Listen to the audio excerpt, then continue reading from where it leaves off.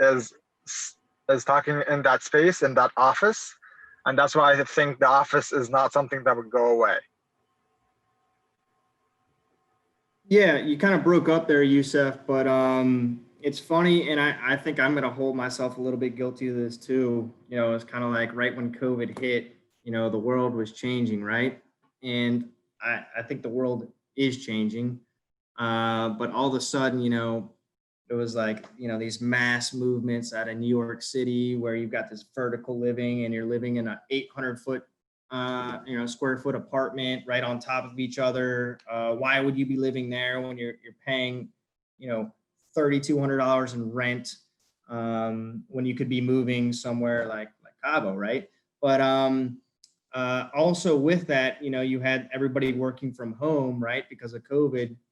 But I think now you're seeing a lot of these companies saying they've seen a decrease in efficiency, right? I think you can go to Netflix, right?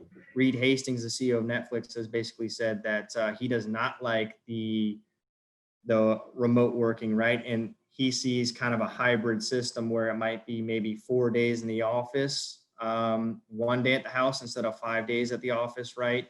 And then, you know, another webinar that Adam did with Adam Gower, that's what I really was saying. I think he was saying that he sees the office kind of almost being rented out for the same amount. You're just going to have less people per square foot, but you're going to require larger spaces per person.